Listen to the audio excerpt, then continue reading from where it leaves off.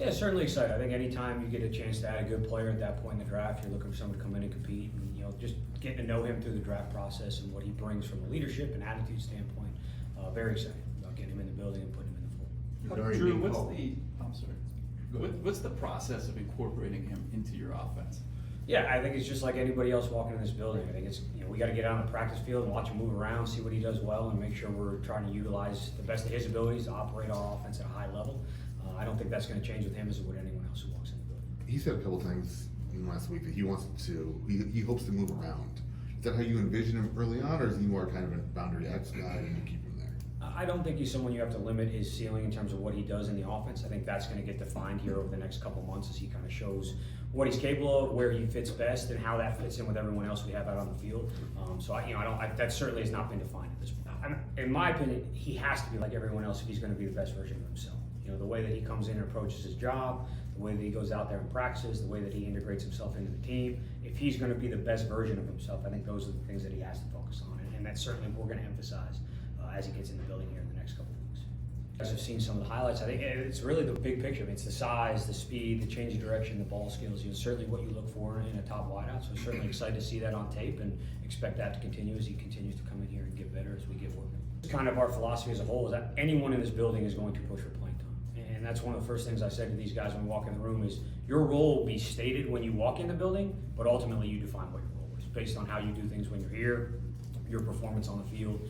No role is going to be set in stone, and that has to be the mentality if we're going to be the best version we can on offense. Is there any extra excitement, like when Kyler came back from injury, just thinking about what the your offense is going to look specifically with somebody like Marvin? Yes and no. I think you certainly get excited when you add good players.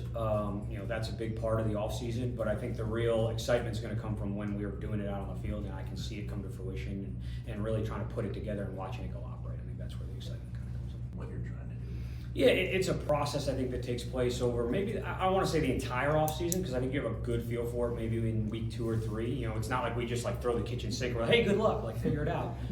There's a little bit of a ramp up as you get going. So I think it's good to see that development, understand how guys learn, understand how they conceptualize the game, and then as we kind of approach maybe that second or third week of OTAs, you're starting to get a feel for, all right, here's where he's at, here's where we want him to get to, here's how we need to get him there, and what we ask him to do and what we do as coaches for him. Yeah, certainly, and I think it's always hard because you see that, you feel that, and you're also like, well, he might not be there when we're on the board, like that's always a part of it. So I think, certainly was excited about what he brought to the table, expressed that throughout the offseason process. I think he's a great fit for what we do as an offense. I think his character and the type of person he is a great fit for who we want to be as a team. Is it possible at this point to kind of forecast what Marvin can do to complement Trey and Michael Wilson and the other playmakers? Yes and no. I think, kind of the earlier question, I think we have a feel for how, his skill set and what he's done in college, but I think a lot of it's going to be defined by what he does out here on the field this offseason and into training camp and some of those early games. It's funny, I think there's multiple ways to do something. I think every situation, every player is going to do what's best for them. So I was, really pleased that he felt like, hey, this is what puts me in the best situation to be ready to go do my job. So you hit on. I think there's going to be some things that he's like, hey, the rookie wall's still going to be there. He still hasn't played a 17-game season, so just making sure his body's ready to do that is going to be a big part of his process here over the next couple months to make sure he's ready to do that.